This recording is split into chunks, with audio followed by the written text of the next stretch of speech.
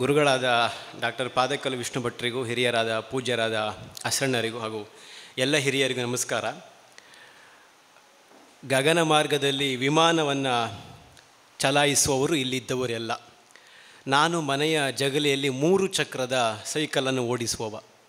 ಸಾಂದರ್ಭಿಕವಾಗಿ ಈಗ ಒಟ್ಟಾದದ್ದು ಅಂತ ಭಾವಿಸ್ತೇನೆ. ಆದರೂ ಒಂದು ಧೈರ್ಯ ಯಾಕೆ ಬಂತು ಅಂದರೆ, ಕವಿ ರಾಘವಾಂಕ ಹರಿಶ್ಚಂದ್ರ ಕಾವ್ಯದಲ್ಲಿ ಒಂದು ಮಾತನ್ನು ಹೇಳಿದ್ದಾನೆ, ನಡೆಯುವವರು ಎಡವದೆ ಕುಳಿತವರು ಎಡವುತ್ತಾರೆಯ ಅಂತ. ಹಾಗಾಗಿ ಎಡವುವುದಕ್ಕಿರುವುದು ಅಂತ ಗೊತ್ತಿದೆ, ಆದರೂ ನಡೆಯುವುದಕ್ಕಾಗುತ್ತಲ್ಲ ಅನ್ನುವ ಕಾರಣಕ್ಕೆ ಈ ಅವಕಾಶವನ್ನು ಒಪ್ಪಿಕೊಂಡದ್ದು. ಆಡುವ ಮಾತುಗಳಲ್ಲಿ ಸುಮಾರು 95% ಎಲ್ಲ ಹಿರಿಯ ಕಲಾವಿದರಿಂದ ಪಡೆದುಕೊಂಡದ್ದು. ಯಾಕೆಂತಂದರೆ ಬಹುಶಃ ಈ ತಾಳಮದ್ದಳೆಯ ಬಗ್ಗೆ ಮಾತಾಡುವುದಕ್ಕಾಗಲಿ ಇದರ ಬಗ್ಗೆ ಹೇಳುವುದಕ್ಕಾಗಲಿ ನನಗೆ ವಯಸ್ಸಿನ ಅನುಭವ, ಜ್ಞಾನದ ಅನುಭವ ಯಾವುದೂ ಕೂಡ ಸಾಧ್ಯ ಇಲ್ಲ. ಮತ್ತು ಅದನ್ನು ಆಡುವುದಕ್ಕೆ ನಾನು ಶಕ್ತ ಕೂಡ ಅಲ್ಲ. ಆ ನೆಲೆಯಲ್ಲಿ ಕೆಲವಷ್ಟು ಮಾತುಗಳನ್ನು ತಮ್ಮ ಮುಂದೆ ಇಡಲಿಕ್ಕೆ ಇಷ್ಟಪಡ್ತೇನೆ. ಹಂಸಕ್ಷೀರ ನ್ಯಾಯದ ಹಾಗೆ ನೀವು ಅದನ್ನು ಸ್ವೀಕರಿಸಬೇಕು ಅಂತ ಪ್ರಾರ್ಥನೆ. ಈಗಾಗಲೇ ಡಾಕ್ಟರ್ ಧನಂಜಯ ಕುಂಬ್ಳೆ ಅವರು ತಾಳಮದ್ದಳೆಯ ಸಮಗ್ರ ವಿಷಯಗಳನ್ನು ಸ್ಪರ್ಶಿಸಿ ವಿಷಯನಿಷ್ಠರಾಗಿ ಮಾತಾಡಿದ ಮೇಲೆ ನಾನು ಏನು ಮಾತಾಡುವುದು ಅಂತ ನನಗೀಗ ಮತ್ತೆ ಗೊಂದಲ ಪ್ರಾರಂಭ ಆಯಿತು. ಆದರೂ ಕೂಡ ತಾಳಮದ್ದಳೆಯ ಪ್ರಸಂಗ ಸಂಪಾದನೆಯಲ್ಲಿ ಔಚಿತ್ಯ ಪ್ರಜ್ಞೆ ಅನ್ನೋ ವಿಷಯದ ಬಗ್ಗೆ ಕೆಲವು ಮಾತುಗಳನ್ನು ಆಡಲಿಕ್ಕೆ ಮುಂದಾಗುತ್ತೇನೆ. ಹಿಂದೆ ಎಲ್ಲ ವಿದ್ವಾಂಸರು ಹೇಳುವ ಪ್ರಕಾರ ಯಕ್ಷಗಾನ ಪ್ರಸಂಗಗಳಿಗೆ ಸುಮಾರು 7 ಶತಮಾನಗಳ ಅಥವಾ 700 ವರ್ಷಗಳಿಗಿಂತ ಅಧಿಕ ಇತಿಹಾಸ ಇದೆ ಅಂತ ಗುರುತಿಸ್ತಾರೆ ಪ್ರಸಂಗ ಸಾಹಿತ್ಯಕ್ಕೆ. ತಾಳಮದ್ದಳೆ ಪ್ರಸಂಗವು, ಯಕ್ಷಗಾನದ ಪ್ರಸಂಗವು ರಚನೆ ಆದ ಕಾಲದಿಂದ ಇಲ್ಲಿಯವರೆಗೆ ಹಾಗಿದ್ರೆ ಅದರ ಪ್ರಯೋಗದ ಇತಿಹಾಸ ಇದೆಯೋ ಅಂತ ಕೇಳಿದರೆ ಅಷ್ಟು ಇತಿಹಾಸ ನಮಗೆ ಸಿಗೋದಿಲ್ಲ ಅಂತ ಕೂಡ ಕೆಲವರು ಅದನ್ನು ಉಲ್ಲೇಖ ಮಾಡ್ತಾರೆ. ಕೆಲವರು ಹೇಳುವ ಪ್ರಕಾರ ತಾಳಮದ್ದಳೆಗಿಂತ ಮೊದಲು ಯಕ್ಷಗಾನ ಹುಟ್ಟಿಕೊಂಡಿತ್ತು ಅಂತ ಕೆಲವರು ಹೇಳ್ತಾರೆ. ಕೆಲವರು ಯಕ್ಷಗಾನಕ್ಕಿಂತ ಮೊದಲೇ ತಾಳಮದ್ದಳೆ ಹುಟ್ಟಿತು, ಅಭ್ಯಾಸಕ್ಕಾಗಿ ಅದನ್ನು ಬಳಸಿಕೊಳ್ತಾ ಇದ್ದರು. ಆಮೇಲೆ ಕೆಲವರು ಹೇಳ್ತಾರೆ ತಾಳಮದ್ದಳೆ ಮತ್ತು ಯಕ್ಷಗಾನ ಎರಡು ಒಟ್ಟಿಗೆ ಹುಟ್ಟಿದಂತಹ ಒಂದು ಕಲಾ ಪ್ರಕಾರ ಅನ್ನುವ ಅಭಿಪ್ರಾಯವನ್ನು ಕೂಡ ಕೆಲವರು ನೀಡ್ತಾರೆ. ಆದರೆ ಮುಖ್ಯವಾಗಿ ನಾವು ಯೋಚಿಸಬೇಕಾದದ್ದೇನು ಅಂತಂದರೆ, ಈಗಾಗಲೇ ಕೆಲವರು ಅದನ್ನು ಉಲ್ಲೇಖ ಮಾಡಿದರು, ಯಾವುದೇ ಒಬ್ಬ ಯಕ್ಷಗಾನದ ಕವಿ ಆ ಕಾವ್ಯವನ್ನು ಬರೆಯುವಂತಹ ಸಂದರ್ಭದಲ್ಲಿ ಬಹಳ ಹಿಂದಿನ ಕಾಲದಲ್ಲಿ ಇದನ್ನು ಕಾವ್ಯದ ರೀತಿಯಲ್ಲಿಯೇ ರಚನೆ ಮಾಡ್ತಾ ಇದ್ದ ಅನ್ನುವಂಥ ಒಂದು ಅಭಿಪ್ರಾಯ ನಮಗೆ ಸಿದ್ಧ ಆಗುತ್ತದೆ. ಅಲ್ಲಿರುವ ಕೆಲವು ನಿರೂಪಣೆಯ ಕ್ರಮಗಳಿರಬಹುದು, ಬಳಸಿದಂತಹ ಛಂದಸ್ಸು ಅಥವಾ ಮಟ್ಟುಗಳ ರೀತಿಯಾಗಿರಬಹುದು. ಇವುಗಳನ್ನು ನೋಡಿದಾಗ ಹೆಚ್ಚಿನ ಎಲ್ಲ ಕವಿಗಳು ಕೂಡ ಯಕ್ಷಗಾನದಿಂಪೇಳ್ವೆಂ ಅಥವಾ ಯಕ್ಷಗಾನದೊಳ್ಪೇಳ್ವೆಂ ಅಥವಾ ಯಕ್ಷಗಾನ ಪ್ರಬಂಧದಿಂಪೇಳ್ವೆಂ ಹೀಗೆಲ್ಲ ತಮ್ಮ ಕಾವ್ಯದಲ್ಲಿ ತಮ್ಮ ಪ್ರಸಂಗಗಳಲ್ಲಿ ಉಲ್ಲೇಖ ಮಾಡಿದ್ದಾರೆ ವಿನಃ ತಾಳಮದ್ದಳೆ ಪ್ರಸಂಗದಲ್ಲಿ ಪೇಳ್ವೆಂ, ತಾಳಮದ್ದಳೆ ಪ್ರಸಂಗದೊಳ್ಳು ಪೇಳ್ವೆಂ ಅನ್ನುವಂತಹ ಉಲ್ಲೇಖ ನಮಗೆ ಎಲ್ಲಿಯೂ ಸಿಗೋದಿಲ್ಲ. ಇದರ ಆಧಾರದ ಮೇಲೆ ಯೋಚನೆ ಮಾಡೋದು ಅಂತಾದರೆ ತಾಳಮದ್ದಳೆಗೆ ಬೇರೆ ಪ್ರಸಂಗ, ಯಕ್ಷಗಾನದ ರಂಗ ಪ್ರಯೋಗಕ್ಕೆ ಬೇರೆ ಪ್ರಸಂಗ ಅನ್ನುವಂತಹ ಕ್ರಮ ಹಿಂದೆ ಇರಲಿಲ್ಲ ಅನ್ನುವಂಥದ್ದು ಸ್ಪಷ್ಟವಾಗುತ್ತೆ. ಅದಕ್ಕೆ ಪೂರಕವಾಗಿ ನಾನೊಂದು ಸಂಶೋಧನಾ ಮಹಾಪ್ರಬಂಧದ ವಾಕ್ಯವನ್ನು ಉದ್ಧರಿಸಲಿಕ್ಕೆ ಇಷ್ಟಪಡ್ತೇನೆ. ಡಾಕ್ಟರ್ ಮಾಧವ ಪೆರಾಜೆಯವರ ಯಕ್ಷಗಾನ ತಾಳಮದ್ದಳೆ ನವ್ಯೋತ್ತರ ಸಂಕಥನ ಅನ್ನುವಂತಹ ಒಂದು ಮಹಾಪ್ರಬಂಧದಲ್ಲಿ ಹೀಗೆ ಹೇಳ್ತಾರೆ, ತಾಳಮದ್ದಳೆಯ ಇತಿಹಾಸವನ್ನು ಅವಲೋಕಿಸಿದರೆ ಅರ್ಥಗಾರಿಕೆಯು ಬಯಲಾಟಕ್ಕಿಂತ ಭಿನ್ನವಾಗಿರಲಿಲ್ಲ ಎಂಬ ಸಂಗತಿ ಮನವರಿಕೆಯಾಗುತ್ತದೆ. ಇದಕ್ಕೆ ಮುಖ್ಯ ಕಾರಣ ಆಗ ತಾಳಮದ್ದಳೆ ಬಯಲಾಟಕ್ಕಿಂತ ಪ್ರತ್ಯೇಕವಾದಂತಹ ಒಂದು ಪ್ರಕಾರವಾಗಿರಲಿಲ್ಲ, ಪ್ರತ್ಯೇಕವಾದ ರಂಗಭೂಮಿಯಾಗಿ ಕೂಡ ಬೆಳೆದು ಬಂದಿರಲಿಲ್ಲ ಅನ್ನುವ ಮಾತುಗಳನ್ನು ಹೇಳ್ತಾರೆ. ಇನ್ನು ಮುಖ್ಯವಾಗಿ ತಾಳಮದ್ದಳೆಯಲ್ಲಿ ಅರ್ಥ ಹೇಳ್ತಾ ಇದ್ದ ರೀತಿ ಹೇಗಿತ್ತು ಅಂತಂದರೆ, ಯಕ್ಷಗಾನದಲ್ಲಿ ಹೇಗೆ ಅರ್ಥ ಹೇಳ್ತಾ ಇದ್ರೋ ಪದ್ಯಕ್ಕೆ ಸರಿಯಾಗಿ ಅದೇ ಕ್ರಮದಲ್ಲಿ ಯಕ್ಷಗಾನದ ಕಲಾವಿದರ ಹಾಗೆಯೇ ತಾಳಮದ್ದಳೆಯ ಅರ್ಥಧಾರಿಗಳು ಅಂತ ಪ್ರತ್ಯೇಕವಾಗಿ ಇರಲಿಲ್ಲ, ಯಕ್ಷಗಾನದ ಕಲಾವಿದರೇ ಆ ರೀತಿಯಲ್ಲಿ ಹೇಳ್ತಾ ಇದ್ದರು ಅಂತ. ಮುಖ್ಯವಾಗಿ ಇವತ್ತು ನಾನು ಹೇಳಲಿಕ್ಕೆ ಹೊರಟದ್ದೇನು ಅಂತಂದರೆ, ತಾಳಮದ್ದಳೆಯ ಪ್ರಸಂಗ ಸಂಪಾದನೆ ಅಂತಂದರೆ ಇದು ಹಸ್ತಪ್ರತಿಯಲ್ಲಿರುವಂತಹ ಒಂದು ಕೃತಿಯನ್ನು ವ್ಯವಸ್ಥಿತ ರೂಪದಲ್ಲಿ ಮುದ್ರಿತ ರೂಪಕ್ಕೆ ತರುವಂತಹ ಆ ಸಂಪಾದನೆಯ ರೀತಿಯಲ್ಲ, ಒಂದು ರಂಗ ಪ್ರಯೋಗಕ್ಕೆ ಬೇಕಾಗಿ, ರಂಗ ಪ್ರದರ್ಶನಕ್ಕೆ ಬೇಕಾಗಿ ಮಾಡಿಕೊಳ್ಳುವಂತಹ ಆ ಹೊತ್ತಿನ ಅಥವಾ ಆ ತಾಳಮದ್ದಳೆಗೆ ಅಥವಾ ಆ ಪ್ರಯೋಗಕ್ಕೆ ಬೇಕಾದಂತಹ ಒಂದು ಸಂಗ್ರಹ ಕಾರ್ಯ ಅಂತ ಬೇಕಾದರೂ ಹೇಳ್ಬೋದು. ಸಂಗ್ರಹ ಕಾರ್ಯ ಅಂತಂದರೆ ಈಗ ಹರಿಶ್ಚಂದ್ರ ಕಾವ್ಯ ಸಂಗ್ರಹ ಅಥವಾ ಆದಿಪುರಾಣ ಸಂಗ್ರಹ ಈ ರೀತಿಯಲ್ಲಿ ಮೂಲ ಪ್ರಸಂಗದಿಂದ ಕೆಲವು ಬೇಕಾದ ಭಾಗಗಳನ್ನು ಮಾತ್ರ ಆಯ್ದುಕೊಂಡು ಬಳಸುವಂಥದ್ದು ಅಷ್ಟು ಮಾತ್ರ ಅಲ್ಲ, ಕೆಲವೊಮ್ಮೆ ಪೂರಕವಾದ ಅನೇಕ ಅಂಶಗಳನ್ನು ಸೇರಿಸಿಕೊಳ್ಳುವಂಥದ್ದು ಕೂಡ ಅದು ಸಂಪಾದನೆಯ ನೆಲೆಯಲ್ಲಿ ಬರ್ತದೆ ಅನ್ನುವಂಥದ್ದನ್ನು ನಾವು ಯೋಚಿಸಬಹುದಾಗುತ್ತದೆ ಅಂತ. ಹಿಂದೆಲ್ಲ ಶಿಕ್ಷಿತರು ಬಹಳ ಕಡಿಮೆ ಇದ್ದರು ಯಕ್ಷಗಾನದ ವಲಯಕ್ಕೆ ಬರುವಂಥವರು. ವಿಪರೀತವಾಗಿ ಏನು ವಿದ್ಯಾಭ್ಯಾಸವನ್ನು ಪಡ್ಕೊಂಡವರು ಆಗಿರಲಿಲ್ಲ. ಹೆಚ್ಚು ಅಂತಂದರೆ ಪ್ರಾಥಮಿಕ ವಿದ್ಯಾಭ್ಯಾಸವನ್ನು ಮುಗಿಸಿದವರು ಆಗಿರಬಹುದು ಅಂತ ಒಂದು ನಿರೀಕ್ಷೆ.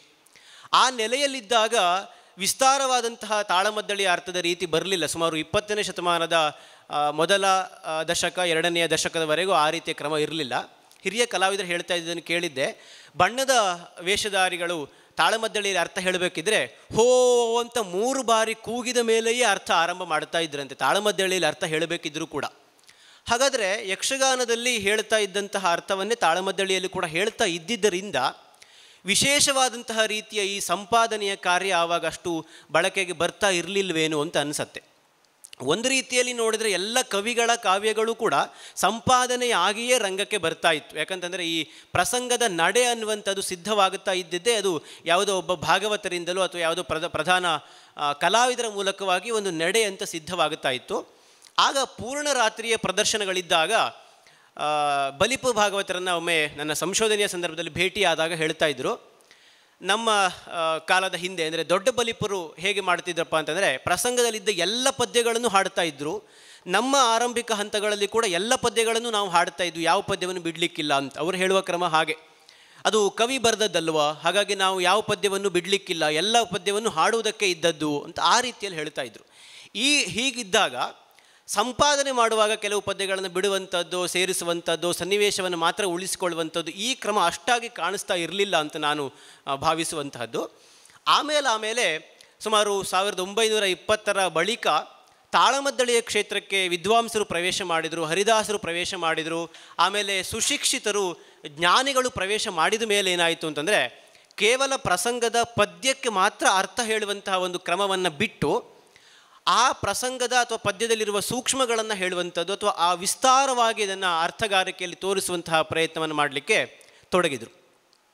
ಆಗಿನ ಕಾಲದಲ್ಲೆಲ್ಲ ಸುಮಾರು ಪೀಠಿಕೆಯನ್ನೇ ಸುಮಾರು 1 ಗಂಟೆ ಅಥವಾ 1 ಗಂಟೆಗಿಂತ ಅಧಿಕ ಸಮಯವನ್ನು ಪೀಠಿಕೆಯಲ್ಲೇ ತೆಗೆದುಕೊಳ್ತಾ ಇದ್ರಂತೆ, ಅಷ್ಟು ವಿಷಯವನ್ನು ಅವರು ಕೊಡ್ತಾ ಇದ್ದರು.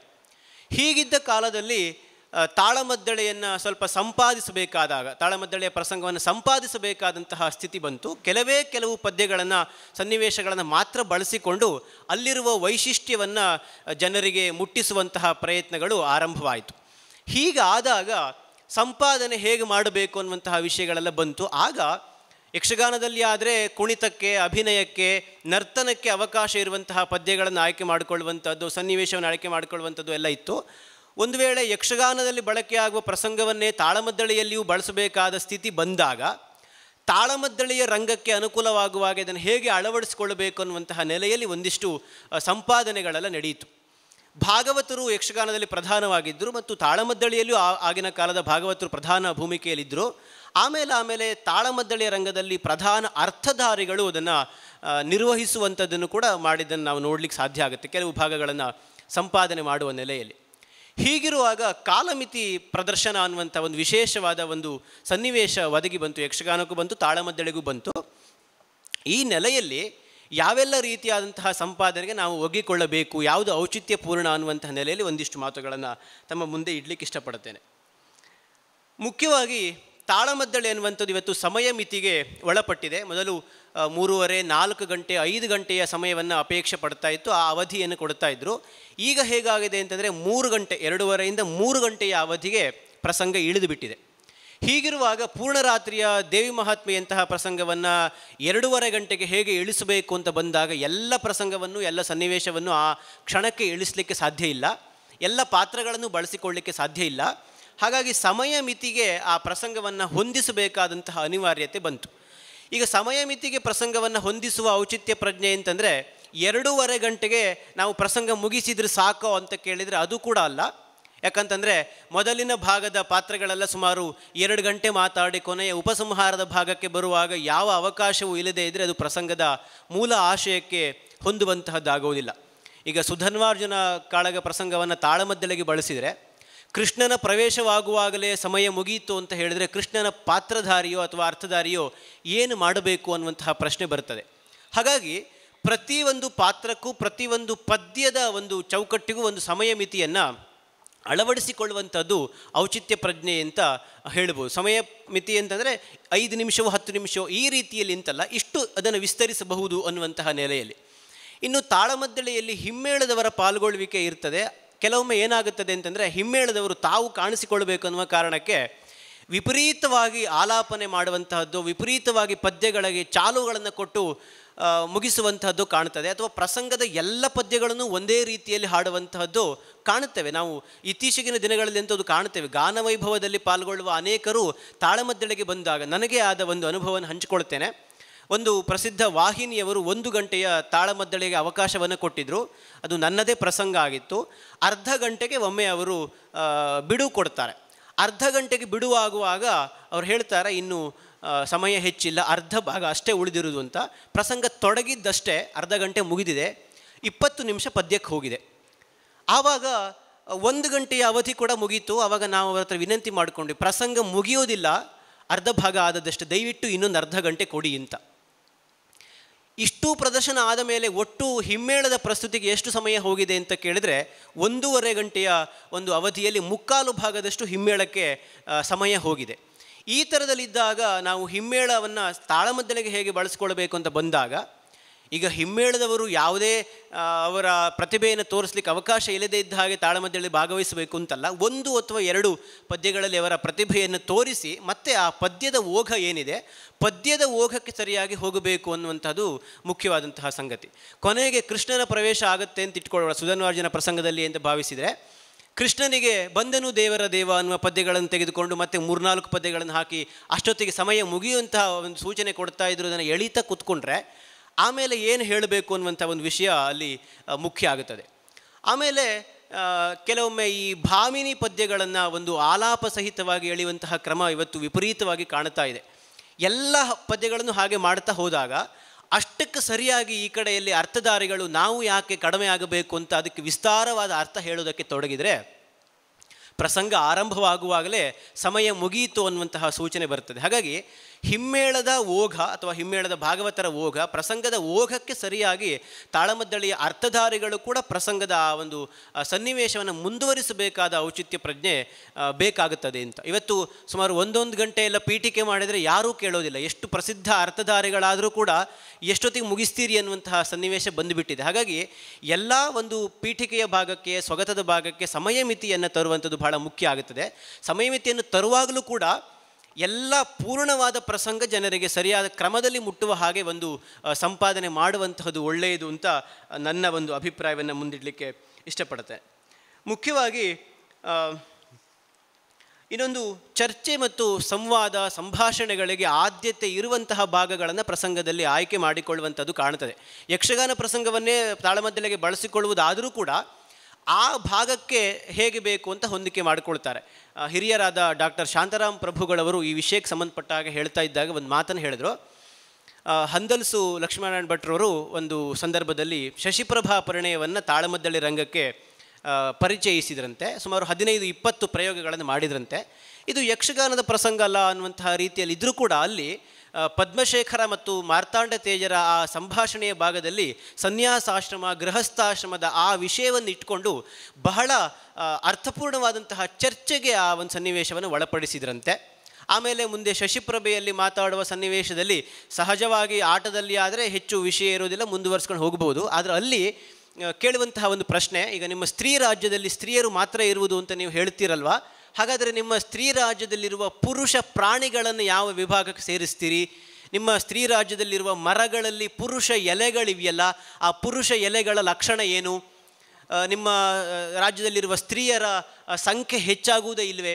ಇದೆಲ್ಲ ತಾಳಮದ್ದಳೆಯ ರಂಗದಲ್ಲಿ ನಮಗೆ ಸಿಗುವಂತಹ ಕೆಲವು ಸೂಕ್ಷ್ಮವಾದ ಸಂಗತಿಗಳು. ನಾವು ಯಕ್ಷಗಾನದ ರೀತಿಯಲ್ಲಿಯೇ ತಾಳಮದ್ದಳೆಯ ಪ್ರಸಂಗವನ್ನು ಸಂಪಾದನೆ ಮಾಡೋದಕ್ಕಾಗೋದಿಲ್ಲ. ಯಾಕಂತಂದರೆ ಸೂಕ್ಷ್ಮವಾದಂತಹ ವಿಚಾರವನ್ನು ಹೇಳಬೇಕಾಗತ್ತೆ. ಯಾಕಂದರೆ ಪುರಾಣದ ಕಥೆಗಳು ಎಲ್ಲರಿಗೂ ಗೊತ್ತಿರುವಂತಹದ್ದೇ. ಕಥಾ ನಿರೂಪಣೆ ಮಾತ್ರ ಪ್ರಸಂಗದ ರಂಗ ಪ್ರದರ್ಶನ ಅಲ್ಲ. ಅಲ್ಲಿರುವ ಸೂಕ್ಷ್ಮಾತಿ ಸೂಕ್ಷ್ಮ ವಿಷಯಗಳನ್ನು ನಾವು ಅರ್ಥಪೂರ್ಣವಾಗಿ ಮುಟ್ಟಿಸಬೇಕಾದಂತಹ ಸನ್ನಿವೇಶ ಇರ್ತದೆ. ಹಾಗಾಗಿ ಸಂಪಾದನೆ ಮಾಡುವಾಗ ಕೆಲವೊಮ್ಮೆ ಕವಿಯ ನಿರೂಪಣೆಯ ಪದ್ಯಗಳಿರ್ತದೆ. ಕವಿಯ ನಿರೂಪಣೆ ಎಲ್ಲ ಪದ್ಯಗಳನ್ನು ತೆಗೆದುಕೊಂಡು ಹೋದರೆ ಪಾತ್ರಧಾರಿಗಳಿಗೆ ಅರ್ಥ ಹೇಳೋದಕ್ಕೂ ಕೂಡ ಆಗೋದಿಲ್ಲ. ಹಾಗಾಗಿ ಅಂತಹ ಪದ್ಯಗಳನ್ನು ನಾವು ಬಿಡಬೇಕಾದ ಅನಿವಾರ್ಯತೆ ಬರ್ತದೆ. ಸಂವಾದಕ್ಕೆ ಅವಕಾಶ ಇರುವಂತಹ ಸನ್ನಿವೇಶಗಳನ್ನು ನಾವು ಪಡೆದುಕೊಳ್ಳೋದಕ್ಕೆ ಆದ್ಯತೆಗಳಿರ್ತದೆ ಅಂತ. ಆ ನೆಲೆಯಲ್ಲಿ ಸಂಪಾದನೆಯನ್ನು ಮಾಡಬಹುದು. ಮುಖ್ಯವಾಗಿ ಈಗಾಗಲೇ ಉಲ್ಲೇಖ ಮಾಡಿದ ಹಾಗೆ ಕುಮಾರವ್ಯಾಸ ಭಾರತ, ಜೈಮಿನಿ ಭಾರತ, ತೊರವೆ ರಾಮಾಯಣ, ಮೊದಲಾದ ಪೂರಕ ಅಂಶಗಳನ್ನು ಕೂಡ ನಾವು ಆ ಸನ್ನಿವೇಶಕ್ಕೆ ಹೊಂದುವ ಹಾಗೆ ಅದರಲ್ಲಿ ಬಳಸಿಕೊಂಡು ಹೇಳುವುದಕ್ಕೆ ಸಾಧ್ಯವಾಗುತ್ತದೆ ಅನ್ನೋದನ್ನು ಗಮನಿಸಬಹುದು. ಇನ್ನು ಕೆಲವೊಮ್ಮೆ ಪ್ರಸಂಗದಲ್ಲಿ ಪ್ರಶ್ನೋತ್ತರ ರೀತಿಯಾದಂತಹ ಸಂವಾದಗಳಿರ್ತದೆ. ಈ ಸಂದರ್ಭದಲ್ಲಿ ನಾವು ಸಂಪಾದನೆ ಮಾಡುವಾಗ ಜಾಗ್ರತೆ ವಹಿಸಬೇಕಾದದ್ದೇನು ಅಂತಂದರೆ, ಕೇವಲ ಪ್ರಶ್ನೆಗಳನ್ನು ಕೇಳುವಂತಹ ಪದ್ಯಗಳನ್ನು ಮಾತ್ರ ಬಳಕೆಗೆ ತರುವಂಥದ್ದು, ಉತ್ತರವನ್ನು ಹಾಗೆ ಅರ್ಥದಲ್ಲಿ ಹೇಳುವಂಥದ್ದು ಮಾಡಿದರೆ ಒಂದು ರೀತಿಯ ಅದು ಸಮಾನತೆ ಅಥವಾ ಸಮತೋಲನ ಅನ್ನುವಂಥದ್ದು ಸಿಗೋದೇ ಇಲ್ಲ. ಹಾಗಾಗಿ ಪ್ರಶ್ನೆಗಳನ್ನು ಕೇಳುವುದಕ್ಕೆ ಸರಿಯಾಗಿ ಉತ್ತರವನ್ನು ಕೇಳುವಂಥದ್ದು, ಈ ಪದ್ಯಗಳ ಮೂಲಕವಾಗಿ ಅದು ರಂಗಕ್ರಿಯೆಯಲ್ಲಿ ಬಳಕೆ ಆದರೆ ಅದು ಹೆಚ್ಚು ಔಚಿತ್ಯಪೂರ್ಣ ಅಂತ ಅನ್ನಿಸಿಕೊಳ್ಳುತ್ತದೆ. ಮುಖ್ಯವಾಗಿ ಮುಂದೆ ತಾಳಮದ್ದಳೆಯ ಅರ್ಥಧಾರಿಗಳ ಪಾಲ್ಗೊಳ್ಳುವಿಕೆಯ ನೆಲೆಯಲ್ಲಿ ಕೂಡ ಸಂಪಾದನೆಯ ಕಾರ್ಯ ಅನ್ನುವಂಥದ್ದು ಔಚಿತ್ಯಪೂರ್ಣವಾಗುತ್ತದೆ. ಈಗ ಭಾಗವಹಿಸ್ತಾ ಇರುವಂತಹ ಕಲಾವಿದರು, ತಾಳಮದ್ದಳೆಯ ಅರ್ಥಧಾರಿಗಳು ಎಲ್ಲರೂ ಪ್ರಸಿದ್ಧರೇ ಆಗಿದ್ದು ಪ್ರಬುದ್ಧರೇ ಆಗಿದ್ದಾಗ ಅವರಿಗೆ ಯಾವ ಪಾತ್ರ ಕೊಡಬೇಕು ಅನ್ನುವಂತಹ ಸಮಸ್ಯೆ ಬರುತ್ತೆ. ಕೃಷ್ಣ ಸಂಧಾನ ಪ್ರಸಂಗವನ್ನು ಆಯ್ಕೆ ಮಾಡಿಕೊಂಡ್ರೆ ಅಲ್ಲಿ ವಿದುರನ ಪಾತ್ರ ಅದು ಸಣ್ಣ ಪಾತ್ರ ಏನಲ್ಲ, ಆದರೆ ಕಲಾವಿದರು ಹಾಗೆ ಭಾವಿಸಬಹುದೇನು ಅನ್ನುವ ಕಾರಣಕ್ಕೋಸ್ಕರವಾಗಿ ಕೆಲವೊಮ್ಮೆ ಏನು ಮಾಡ್ತಾರೆ ಅಂತಂದರೆ ಸಂಧಾನದಲ್ಲಿಯೇ ಭೀಮ ದ್ರೌಪದಿಯರ ಭಾಗವನ್ನು ಮತ್ತು ಕೃಷ್ಣ ಕೌರವರ ಭಾಗವನ್ನು ತೆಗೆದುಕೊಂಡು ಮಾಡುವಂಥದ್ದು. ವೀರಮಣಿ ಕಾಳಗದಲ್ಲಿ ಅಲ್ಲಿ ಶತ್ರುಘ್ನ, ವೀರಮಣಿ, ಹನುಮಂತ, ಈಶ್ವರ ಮೊದಲಾದ ಎಲ್ಲ ಪಾತ್ರಗಳಿಗೆ ಅವಕಾಶ ಇರುವಂತಹ, ಸಂವಾದಕ್ಕೆ ಅವಕಾಶ ಇರುವಂತಹ ಭಾಗಗಳನ್ನು ತೆಗೆದುಕೊಳ್ಳಬಹುದಾದ ಸಾಧ್ಯತೆಗಳಿರ್ತದೆ. ಇದರಿಂದ ಆಗುವ ಸಮಸ್ಯೆ ಏನು ಅಂತಂದರೆ ಪೂರಕ ಪಾತ್ರಗಳನ್ನು ಕೈ ಬಿಡಬೇಕಾದಂತಹ ಅನಿವಾರ್ಯತೆ ಇವತ್ತು ಬಂದುಬಿಟ್ಟಿದೆ. ಆದರೆ ಪ್ರಸಿದ್ಧ ಕಲಾವಿದರೇ 4 ಜನರು ಇದ್ದಾಗ ಮತ್ತು ಕಲಾವಿದರಿಲ್ಲ, ಅವರಿಗೋಸ್ಕರವೇ ತಾಳಮದ್ದಳೆಯನ್ನು ಸಂಯೋಜಿಸಬೇಕು ಅಂತ ಬಂದಾಗ ನಾವು ಆ ಭಾಗವನ್ನು ಆಯ್ದುಕೊಳ್ಳಬಹುದು ಅಂತ ಅನ್ನಿಸುತ್ತದೆ. ಆಮೇಲೆ ಸಂಘಟಕರು ಅಥವಾ ಕಲಾಭಿಮಾನಿಗಳು, ಪ್ರೇಕ್ಷಕರು ಕೆಲವೊಮ್ಮೆ ಇಂತಹದ್ದೇ ಪ್ರಸಂಗ ಆಗಬೇಕು ಅನ್ನುವಂತಹ ಬೇಡಿಕೆ ಇಡುವಂಥದ್ದು ಕೂಡ ಇರ್ತದೆ. ಅದೇ ಪ್ರಸಂಗ ಆಗಬೇಕು, ಆ ಪ್ರಸಂಗ ಮಾಡ್ತೀರಿ ಅಂತಾದರೆ ಮಾತ್ರ ಕಾರ್ಯಕ್ರಮವನ್ನು ಕೊಡ್ತೇವೆ ಅನ್ನುವಂಥದ್ದು ಕೂಡ ಹೇಳುವವರು ಇರ್ತಾರೆ. ಆಗ ನಾವು ಪ್ರೇಕ್ಷಕರಿಗೋಸ್ಕರ ಕೆಲವೊಮ್ಮೆ ತಾಳಮದ್ದಳೆಗೆ ಒಗ್ಗದೇ ಇರುವ ಪ್ರಸಂಗ ಆದರೂ ಕೂಡ ನಾವು ಅದರಲ್ಲಿ ಇರುವ ಮುಖ್ಯವಾದ ಭಾಗವು, ಪ್ರಧಾನವಾದ ಭಾಗವು ಯಾವುದು ಅಂತ ಸರಿಯಾದ ಕ್ರಮದಲ್ಲಿ ಆಯ್ಕೆ ಮಾಡಬೇಕಾಗ್ತದೆ. ಹೀಗೆ ಮಾಡುವಾಗ ಈ ಕೇವಲ ಯಾವುದೋ ಒಬ್ಬ ಕಲಾವಿದರ ಒಂದು ಮನಸ್ಥಿತಿಯನ್ನು ಆಧರಿಸಿ ಮಾಡುವಂಥದ್ದು ಸರಿಯಲ್ಲ. ಉದಾಹರಣೆಗೆ ಭಾಗವತರು ಮಾಡ್ತಾರೆ ಅಂತಂದರೆ ಎಲ್ಲ ಭಾಗವತರಿಗೆ ಬೇಕಾದ ಒಳ್ಳೊಳ್ಳೆಯ ಪದ್ಯಗಳನ್ನು ಆಯ್ಕೆ ಮಾಡಿಕೊಂಡು ಆ ಪ್ರಸಂಗವನ್ನು ಸಂಪಾದನೆ ಮಾಡಿಬಿಟ್ರೆ ಪ್ರಸಂಗದ ಕಾರ್ಯ ಚೆನ್ನಾಗಿ ಆಗೋದಿಲ್ಲ. ಅಥವಾ ಕಲಾವಿದರಲ್ಲಿ ಕೂಡ ಹಿಮ್ಮೇಳದವರಿಗೆ ಹೇಳೋದಕ್ಕೆ ಏನೂ ಅವಕಾಶ ಇರಬಾರ್ದು, ಕೇವಲ ಅರ್ಥಧಾರಿಗಳಿಗೆ ಮಾತ್ರ ಅವಕಾಶ ಇರಬೇಕು ಅಂತಹ ವಿಷಯ. ಅಥವಾ ಕೆಲವೊಮ್ಮೆ ತಾವು ನಿರ್ವಹಿಸುವ ಪಾತ್ರ ಯಾವುದು ಅಂತ ತಿಳ್ಕೊಂಡು ಆ ಪಾತ್ರಕ್ಕೆ ಬೇಕಾದ ಹಾಗೆ ಮುಕ್ಕಾಲು ಭಾಗದಷ್ಟು ಪದ್ಯಗಳನ್ನು ಅದಕ್ಕೆ ಆಯ್ಕೆ ಮಾಡಿಕೊಳ್ಳುವಂಥದ್ದು, ಈ ರೀತಿಯಲ್ಲೂ ಕೂಡ ಆಗುವಂತಹದ್ದು ಸರಿಯಲ್ಲ ಅಂತ ಇತ್ತೀಚೆಗಾದ ಒಂದು ಘಟನೆ ನಿಮ್ಮ ಮುಂದೆ ಹಂಚಿಕೊಳ್ಬೇಕು. ಹಲಸಿನಹಳ್ಳಿ ನರಸಿಂಹಶಾಸ್ತ್ರಿಗಳ ಶಶಿಕಲಾ ಪರಿಣಯ ಅಂತ ಒಂದು ಪ್ರಸಂಗ ಭಾಳ ಹಿಂದೆ ತುಂಬ ಜನಪ್ರಿಯವಾದ ಪ್ರಸಂಗ ಆಗಿತ್ತಂತೆ. ಮುದ್ರಾಡಿ ಸಮೀಪದಲ್ಲಿ ಒಂದು ಪ್ರಸಂಗ ಆಗಬೇಕು ಅಂತ ಕೇಳಿದಾಗ ಯಕ್ಷಗಾನದ ಪ್ರಸಂಗವನ್ನು ತಾಳಮದ್ದಳೆಗೆ ತರಬೇಕಾದ ಸ್ಥಿತಿ ಬಂತು. ಕೊನೆಗೆ ಅದನ್ನು 2.5 ಗಂಟೆಗೆ ನಾವು ಅದನ್ನು ಒಂದು ಸಂಪಾದನೆ ಮಾಡಿ ಅದನ್ನು ಭಾಗವತರ ಜೊತೆಗೆ ಚರ್ಚೆ ಮಾಡುವಾಗ ಪ್ರಸಿದ್ಧ ಭಾಗವತರೊಬ್ಬರು ಹೇಳಿದ್ರು, ಅಲ್ಲಿ ಒಂದು ಪದ್ಯವನ್ನು ತೆಗೆದುಕೊಳ್ಳುವ ಅಂತ. ಅಲ್ಲಿ ಶಶಿಕಲೆಯ ಸ್ನೇಹಿತೆಯ ಪಾತ್ರ ಇಲ್ಲ, ಅವತ್ತಿನ ಪ್ರದರ್ಶನದಲ್ಲಿ ಇಲ್ಲ. ಆದರೂ ಕೂಡ ತೋರೆ ಎನ್ನಯ್ಯ ಸ್ವಾಮಿಯ ಅನ್ನುವಂಥ ಒಂದು ವಿಶೇಷವಾಗಿ ಹಿಮ್ಮೇಳದವರಿಗೆ ಕೆಲಸಕ್ಕಿರುವಂತಹ ಒಂದು ಪದ್ಯ, ಅದನ್ನು ನಾವು ಬಿಟ್ವಿ. ಯಾಕಂತಂದರೆ ಸ್ನೇಹಿತೆಯೇ ಇಲ್ಲ ಅಂತಂದಮೇಲೆ ಹೇಳುವುದು ಯಾರ ಹತ್ರ ಅನ್ನುವ ಕಾರಣಕ್ಕೆ ಆ ಪದ್ಯವನ್ನು ಬಿಟ್ವಿ. ಆಗ ಭಾಗವತರು ಹೇಳಿದ್ರು, ಇದೊಂದು ಪದ್ಯ ಇರಲಿ, ನಮ್ಮ ಮದ್ದಳೆಯವರು ಸ್ವಲ್ಪ ಚೆನ್ನಾಗಿದ್ದಾರೆ, ಅವ್ರಿಗೆ ಕೆಲಸಕ್ಕೋಸ್ಕರ ಬೇಕಲ್ವಾ ಅಂತ ಈ ಮಾತನ್ನು ಹೇಳಿದ್ರು. ಕೊನೆಗೆ ಸಖಿ ಪಾತ್ರ ಇಲ್ಲ, ಆದರೂ ಆ ಪದ್ಯವನ್ನು ನಾವು ಬಳಸ್ಕೊಂಡ್ವಿ. ಆ ರೀತಿ ಆಯಿತು. ಕೆಲವೊಮ್ಮೆ ಈ ರೀತಿಯಾದಂತಹ ಸನ್ನಿವೇಶಗಳು ಬಂದಾಗ ನಾವು ಅಲ್ಲ ಅಂತ ಹೇಳುವುದಕ್ಕೂ ಆಗುವುದಿಲ್ಲ. ಯಾಕಂದರೆ ಮದ್ದಳೆಯವರಿಗೆ ಕೆಲಸ ಇಲ್ವೋ ಅಂತ ಕೇಳಿದ್ರೆ ಕೆಲಸ ಇದೆ, ಆದರೆ ಅದು ಕೆಲಸ ಅನ್ನುವ ಒಂದು ವಿಶೇಷ ಶಬ್ದ ಬಂದಿದೆ ಇವತ್ತು ಯಕ್ಷಗಾನದಲ್ಲಿ. ತಾಳಮದ್ದು ವಿಶೇಷವಾಗಿ ತಮ್ಮ ಪ್ರತಿಭೆಯನ್ನು ತೋರಿಸುವಂತಹ ಸನ್ನಿವೇಶ ಅಂತ, ಹಾಗಾಗಿ ಅದನ್ನು ಬಳಸಿಕೊಳ್ಬೇಕಾದಂತಹ ಸನ್ನಿವೇಶ ಬಂತು. ಹೀಗಿದ್ದಾಗ ಪ್ರಸಂಗದ ಸಂಘಟಕರಿಗೂ ಕೂಡ ನಾವು ನೋವುಂಟು ಮಾಡದ ಹಾಗೆ ಪ್ರಸಂಗದ ಸನ್ನಿವೇಶಗಳನ್ನು ಸಂಪಾದಿಸಬೇಕಾದ ಸ್ಥಿತಿ ಕಾಣಿಸಿಕೊಳ್ತದೆ. ಆಮೇಲೆ ಕಲಾವಿದರ ಮನಸ್ಥಿತಿಗೆ ಸನ್ನಿವೇಶ ಹೇಗೆ ಹೊಂದಾಣಿಕೆ ಆಗುತ್ತದೆ ಅಂತ ಇದೆ. ಕೃಷ್ಣ ಸಂಧಾನ ಪ್ರಸಂಗದಲ್ಲಿ ವಾಸುದೇವ್ ಸಾಮಗರ ತಾಳಮದ್ದಳೆ 80 ಪ್ರಸಂಗದಲ್ಲಿಯೂ ಕೂಡ ಅದನ್ನು ಹಾಗೆಯೇ ಉಲ್ಲೇಖ ಮಾಡಿದ್ದರಿಂದ ನಾನು ಅದನ್ನು ತಮ್ಮ ಮುಂದೆ ಇಡಲಿಕ್ಕೆ ಇಷ್ಟಪಡ್ತೇನೆ. ಕೌರವನ ಪಾತ್ರಧಾರಿ ಸಿಂಹಾಸನದಿಂದ ಕೆಳಗೆ ಉರುಳಿ ಬೀಳುವ ಸನ್ನಿವೇಶ ಇದೆ ಅಲ್ಲಿ. ಆ ಸನ್ನಿವೇಶವನ್ನು ಹೆಚ್ಚಿನವರು ಬಳಸಿಕೊಳ್ಳುವುದೇ ಇಲ್ಲ. ಸಾಮಗ್ರದಲ್ಲಿ ಒಂದು ಸಾಲನ್ನು ಬಳಸಿದ್ದಾರೆ. ಇದು ಕಲಾವಿದರ ಪ್ರತಿಷ್ಠೆಗೆ ಭಂಗ ಬರುವ ಕಾರಣಕ್ಕಾಗಿ ಈ ಸನ್ನಿವೇಶವನ್ನು ಬಿಡ್ತಾ ಆದರೆ ಅಲ್ಲಿ ಏನಯ್ಯ ಇಂಥದ್ದೇನಯ್ಯ ಮೊದಲಾದ ಪದ್ಯಗಳನ್ನು ಬಿಟ್ಟರೂ ಕೂಡ ಮೂಲ ಕಥೆಗೆ ಅಪಚಾರವಾಗದೇ ಇದ್ದ ಹಾಗೆ ಕೆಳಗೆ ಬಿದ್ದ ಆ ಒಂದು ವಿಷಯವನ್ನು ಉಲ್ಲೇಖ ಮಾಡಬೇಕು ಅಂತ ನೇರವಾಗಿ ಅರಸ ಮುನಿದಿಹೆ ಏಕೆ ಅನ್ನುವಂತಹ ಪದ್ಯದಿಂದಲೇ ತೊಡಗುವಂತಹ ಕ್ರಮ ಇದೆ. ಬಹುಶಃ ಯಾವುದೋ ಒಂದು ಕಾಲಘಟ್ಟದಲ್ಲಿ ಕೌರವನ ಪಾತ್ರಧಾರಿ ತಮಗೆ ಅದರಿಂದ ಏನಾದರೂ ಮುಖಭಂಗವಾಗುತ್ತದೆಯೋ ಏನೋ ಅನ್ನುವ ಕಾರಣಕ್ಕೆ ಆ ಭಾಗವನ್ನು ಬಿಡುವುದಕ್ಕೆ ಸೂಚಿಸಿದರೂ ಇರಬಹುದೇನೋ ಅಂತ ಅನ್ನಿಸ್ತದೆ. ಇಲ್ಲಿ ಪಾತ್ರಧಾರಿಯೇ ಮೇಲೆ ಬೀಳಬೇಕು ಅನ್ನುವ ಕಾರಣಕ್ಕೆ ಹೇಗೆ ಆಗುತ್ತದೆ ಅಂತ. ಆದರೆ ಮೂಲ ಕಥೆಯಲ್ಲಿರುವ ದುರ್ಯೋಧನನಿಗೆ ಅಪಮಾನ ಆಯಿತು ಅನ್ನುವ ಸನ್ನಿವೇಶವನ್ನು ಬಳಸಿಕೊಳ್ಳುವುದು ಕೂಡ ಒಂದು ಔಚಿತ್ಯ ಆಗಬಹುದು ಆ ನೆಲೆಯಲ್ಲಿ ಅಂತ ಅನ್ನಿಸ್ತದೆ. ಇನ್ನು ಮುಖ್ಯವಾಗಿ ಅತಿ ದೀರ್ಘವಾದ ವರ್ಣನೆಯ ಭಾಗಗಳನ್ನು ಬಿಟ್ಟು ನಾವು ಸಂಪಾದನೆ ಮಾಡೋದಕ್ಕೆ ಅವಕಾಶಗಳಿದೆ. ತುಂಬ ದೀರ್ಘವಾದ ವರ್ಣನೆಗಳಿರುತ್ತೆ. ಉದಾಹರಣೆಗೆ ಹೇಳಬೇಕು ಅಂದರೆ ಮಟ್ಟಿ ವಾಸುದೇವ ಪ್ರಭುಗಳ ಬಿಲ್ಲ ಹಬ್ಬ ಕಂಸವಧೆ ಪ್ರಸಂಗದಲ್ಲಿ ಒಂದು ಅಕ್ರೂರನ ಸನ್ನಿವೇಶದಲ್ಲಿ ಸುಮಾರು 60 ಭಕ್ತಿ ರಸದ ಪದ್ಯಗಳಿದೆ. ಭಕ್ತಿರಸವನ್ನು ನಾವು ಹೇಳಬೇಕು ಅಂತ 60 ಪದ್ಯಗಳನ್ನು ಹಾಕಬೇಕು ಅಂತ ಆ ಪಾತ್ರಧಾರಿಯೋ ಅಥವಾ ಕಲಾವಿದರೋ ಹೇಳಿದರೆ ಅದನ್ನು ತರಲಿಕ್ಕೆ ಸಾಧ್ಯ ಇಲ್ಲ. ಅಥವಾ ವಾಲಿ ಮೋಕ್ಷದಲ್ಲಿ ವಾಲಿಗೆ ಪೂರಕವಾಗಿ ತೊರವೆ ರಾಮಾಯಣದ ನೀನೆಯೋ ದಶರಥನೆಂಬ ನೃಪತಿಯ ಸೂನು ಮೊದಲಾದ ಸುಮಾರು 14-15 ಪದ್ಯಗಳನ್ನೆಲ್ಲ ತೊರವೆ ರಾಮಾಯಣದಿಂದ ತಂದು ವಾಲಿಗೆ ಪೂರಕವಾಗಿ ಎಲ್ಲವನ್ನು ಬಳಸಿಕೊಂಡ್ರೆ ರಾಮ ಎರಡೇ ಪದ್ಯದಲ್ಲಿ ಅರ್ಥ ಹೇಗೆ ಹೇಳೋದಕ್ಕೆ ಸಾಧ್ಯ? ಹೇಳಿದರೂ ಕೂಡ ಅದು ಸಮಾನತೆ ಸಮತೋಲನ ಅನ್ನುವಂಥದ್ದು ಆಗೋದಿಲ್ಲ. ಹಾಗಾಗಿ ಈ ನೆಲೆಯಲ್ಲಿ ಮಂಡನೆಗೆ ನಾವು ಎಷ್ಟು ಅವಕಾಶವನ್ನು ಕೊಡ್ತೇವೋ ಖಂಡನೆಗೂ ಅಷ್ಟೇ ಅವಕಾಶ ಕೊಟ್ಟು ಖಂಡನೆಗೂ ಮಂಡನೆಗೂ ಸಮಾನವಾದ ಅವಕಾಶಗಳಿರುವ ಹಾಗೆ ಸಂಪಾದನೆ ಮಾಡಬಹುದಾಗ್ತದೆ ಅಂತ ಒಂದು ಅಭಿಪ್ರಾಯ. ಇನ್ನು ಮುಖ್ಯವಾಗಿ ಪುನರಾವರ್ತನೆಯನ್ನು ತಪ್ಪಿಸುವ ನೆಲೆಯಲ್ಲಿ ನಾವು ಸಂಪಾದನೆಯನ್ನು ಮಾಡ್ಬೋದು. ಕೆಲವು ಪ್ರಸಂಗದಲ್ಲಿ ಅದೇ ವಿಷಯಗಳು ಪುನರಾವರ್ತನೆ ಆಗುತ್ತಾ ಇರುತ್ತೆ. ಉದಾಹರಣೆಗೆ ಬಡಗುತಿಟ್ಟಿನ ಕೃಷ್ಣಾರ್ಜುನ ಕಾಳಗ ಪ್ರಸಂಗದಲ್ಲಿ ಗಯಗಂಧರ್ವನ ಪ್ರಸಂಗವನ್ನು ಎಲ್ಲ ಪಾತ್ರಧಾರಿಗಳು ಹೇಳಿಯೇ ಹೇಳುತ್ತವೆ. ಆಮೇಲೆ ಇಂತಹ ಅನೇಕ ಪ್ರಸಂಗಗಳನ್ನು ನಾವು ಉಲ್ಲೇಖ ಮಾಡ್ಬೋದು. ಆ ಸಂದರ್ಭದಲ್ಲಿ ಎಷ್ಟು ಔಚಿತ್ಯಪೂರ್ಣ ಅನ್ನುವಂತಹ ನೆಲೆಯಲ್ಲಿ ನಾವು ಇದನ್ನು ಬಳಸಿಕೊಳ್ಳಬಹುದು. ನಾನು ಅದಕ್ಕೆ ಪೂರಕವಾಗಿ ಒಂದು ಮಾತನ್ನು ಸೇರಿಸ್ತೇನೆ. ಹನುಮಗಿರಿ ಮೇಳದವರ ಈ ವರ್ಷದ ಪ್ರಸಂಗ ಸಾಕೇತ ಸಾಮ್ರಾಜ್ಞಿ ಎನ್ನುವ ಪ್ರಸಂಗದಲ್ಲಿ ಅದು ಕಥೆ ಗೊತ್ತಿರುವಂತಹದ್ದೇ ಎಲ್ರಿಗೂ ಕೂಡ. ಅಲ್ಲಿ ಎಷ್ಟು ಚೆನ್ನಾಗಿ ಈ ಒಂದು ಸನ್ನಿವೇಶವನ್ನು ನಿರ್ವಚನೆ ಮಾಡಿಕೊಂಡಿದ್ದಾರೆ ಅಂತಂದರೆ, ಪಟ್ಟಾಭಿಷೇಕದ ವಿಷಯವನ್ನು ಮೊದಲಿಗೆ ದಶರಥ ಹೇಳುವಂಥದ್ದು, ಮತ್ತೆ ಪುನಃ ಅದನ್ನು ಮಂಥರೆ ಬಂದು ಕೈಕೆಗೆ ಹೇಳುವಂಥದ್ದು, ಆ ಕ್ರಮವೆಲ್ಲ ಇಲ್ಲವೇ ಇಲ್ಲ. ನೇರವಾಗಿ ಮಂಥರೆಯೇ ಬಂದು ಕೈಕೆಗೆ ಹೇಳುವಂತಹ ಕ್ರಮ. ಈ ಕ್ರಮವನ್ನು ಸಂಯೋಜನೆ ಮಾಡಿಕೊಂಡಿದ್ದು ಪ್ರೇಕ್ಷಕರ ನೆಲೆಯಲ್ಲಿ ಕೂಡ ನಾನು ಇದನ್ನು ಆ ಅಭಿಪ್ರಾಯವನ್ನು ಸ್ವೀಕರಿಸಿದ್ದೆ. ಇದು ಒಳ್ಳೆಯ ಒಂದು ಕಲ್ಪನೆ ಅನ್ನುವಂತಹ ನೆಲೆಯಲ್ಲಿ ಹೇಳಿದ್ದಾರೆ. ಹಾಗಾಗಿ ಪುನರಾವರ್ತನೆಯನ್ನು ತಗ್ಗಿಸುವ ಕಾರಣಕ್ಕೆ ಈ ರೀತಿಯಲ್ಲಿ ಮಾಡಿಕೊಳ್ಳಬಹುದಾಗುತ್ತದೆ ಅಂತ. ಇನ್ನು ಪ್ರಸಂಗದ ಮೂಲ ಆಶಯಕ್ಕೆ ಪೂರಕವಾಗಿ ನಾವು ಸಂಪಾದನೆ ಮಾಡಬೇಕಾಗ್ತದೆ. ಮುಖ್ಯವಾದ ಒಂದು ವಿಷಯವನ್ನು ಉಲ್ಲೇಖ ಮಾಡುತ್ತೇನೆ. ಭೀಷ್ಮ ವಿಜಯ ಪ್ರಸಂಗದಲ್ಲಿ ಕೇಳು ಭೀಷ್ಮಾಚಾರ್ಯ ಭಿನ್ನಪವ ಅಂತ ಒಂದು ಪದ್ಯ ಇದೆ. ತಾಳಮದ್ದಳಿ 80 ಪ್ರಸಂಗದಲ್ಲಿ ಸಾಮಗ್ರದನ್ನು ಉಲ್ಲೇಖ ಮಾಡುತ್ತಾರೆ. ತುಂಬಿದ ಸಭೆಯಲ್ಲಿ ಪ್ರಾಯಪ್ರಬುದ್ಧಳಾದಂತಹ ಅಂಬೆ ಭೀಷ್ಮನಲ್ಲಿ ರತಿಕೇಳಿಯನ್ನು ಅಪೇಕ್ಷಿಸಿ ನನ್ನನ್ನು ಕೂಡಬೇಕು ಅನ್ನುವ ಆ ಮಾತು ಹೇಳುವಂತಹದ್ದೇ ಸರಿಯಲ್ಲ. ಹಾಗಾಗಿ ಆ ಪದ್ಯವನ್ನು ಹೀಗೆ ಮಾಡಿಕೊಳ್ಬಹುದು ಅಂತ ಹೇಳ್ತಾ, ಭೂಲಲಾಮರ ಜಯಿಸಿ ಮೆರೆದಿಹ ತೋಳಿನಾಸರೆಯೊಳಗೆ ನಮ್ಮಯ್ಯ ಬಾಳಿನಾಸೆಗಳೆಲ್ಲವನ್ನು ನೀ ಕಾಲಕಾಲಕ್ಕೂ ಪೂರ್ಣಗೊಳಿಸದೆ.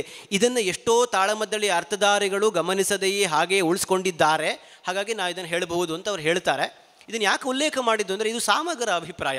ಇದೇ ಪದ್ಯಕ್ಕೆ ಪ್ರಬುದ್ಧ ಅರ್ಥಧಾರಿಗಳು ಸರಿಯಾದ ನ್ಯಾಯ ಕೊಡುವಂತಹ ನೆಲೆಯಲ್ಲಿ ಕೂಡ ಅರ್ಥ ಹೇಳಬಹುದಾಗುತ್ತದೆಯೋ ಏನೋ.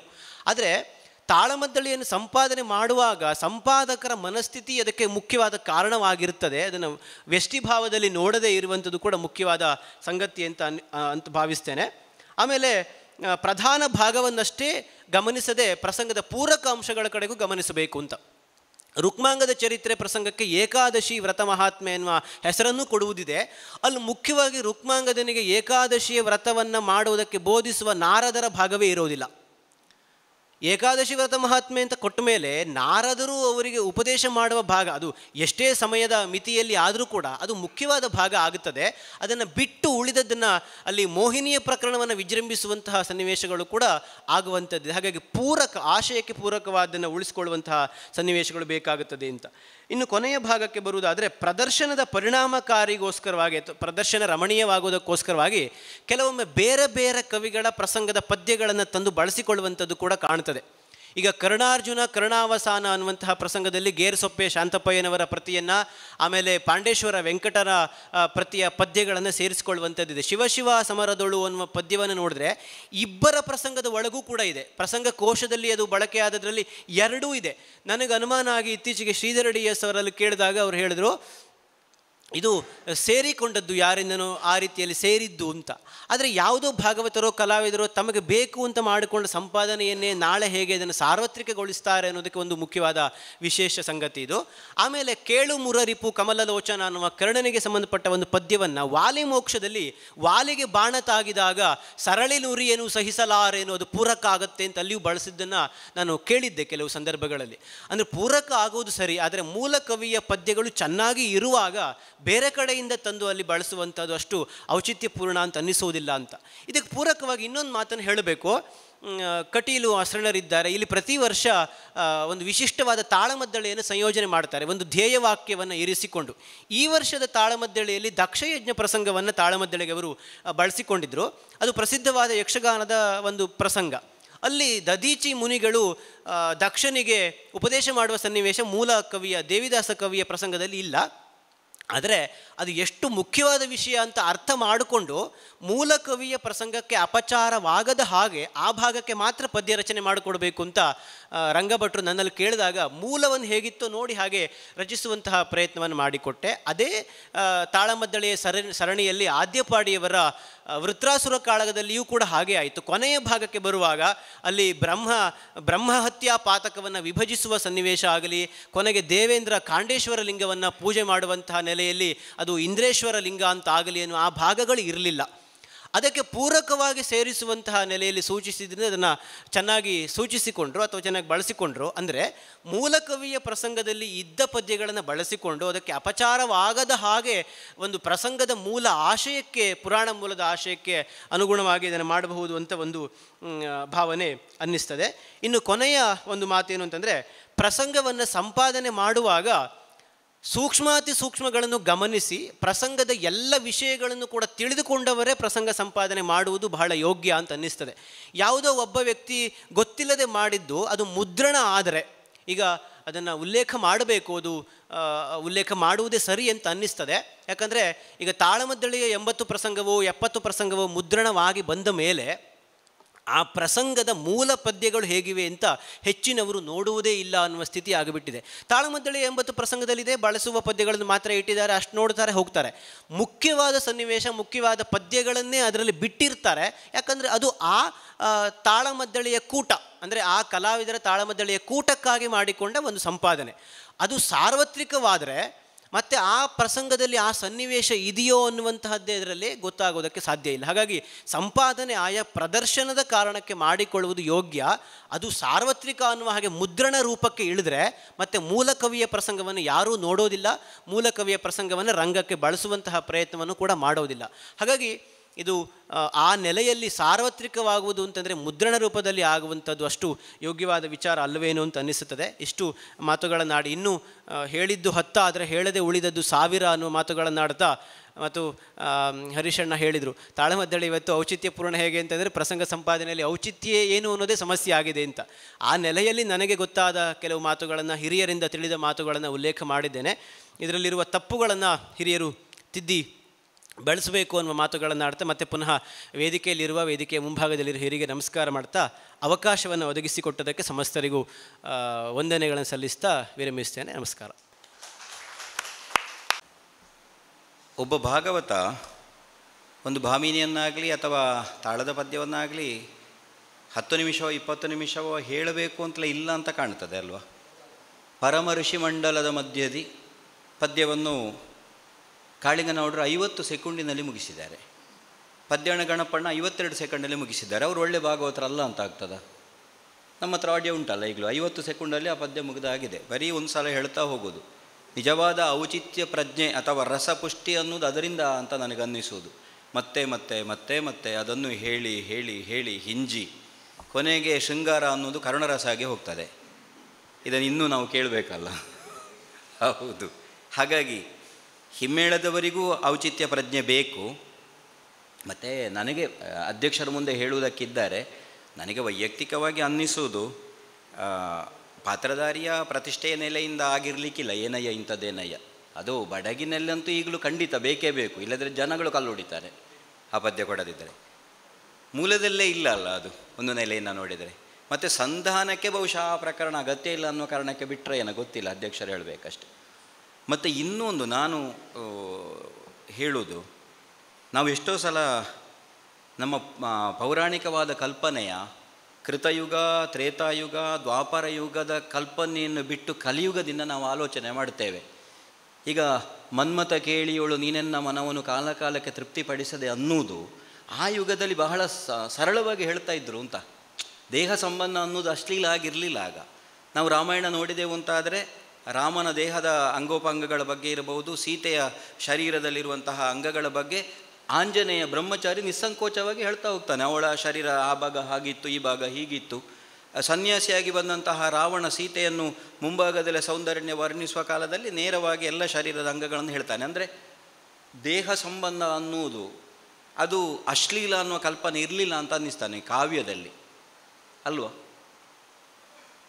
ಕಾವ್ಯದಲ್ಲಿ ಹಾಗೆ ಅನ್ನಿಸ್ತದೆ ನನಗೆ. ಹಾಗಾಗಿ ನೀವು ಅಧ್ಯಕ್ಷರ ಮುಂದೆ ಹೇಳಬೇಕಾದನ್ನು, ಅಲ್ಲಿ ಕವಿ ಬರೆದದ್ದು ಹೇಗೆ ಇದ್ದರೂ ಅದನ್ನು ಬದಲಾಯಿಸುವ ಸ್ವಾತಂತ್ರ್ಯ ನಮಗಿಲ್ಲ ಅಂತ ಅನ್ನಿಸ್ತು. ಬೇಕಾದ್ರೆ ನಾವು ಬೇರೆ ಪ್ರಸಂಗ ಬರೆಯುವ, ಒಂದು ವಿಶ್ವವಿದ್ಯೆ ಆ ಪದ್ಯ ಸರಿ ಇಲ್ಲ ಅಂತ, ಅದು ಒಂದು ಪದ್ಯವನ್ನು ಬದಲಾಯಿಸ್ತೇನೆ ಅಂತ ಹೊರಡುವುದು ಔಚಿತ್ಯ ಅಲ್ಲ ಅಂತ ನನಗೆ ಅನ್ನಿಸ್ತದೆ ವ್ಯಕ್ತಿಗತವಾಗಿ.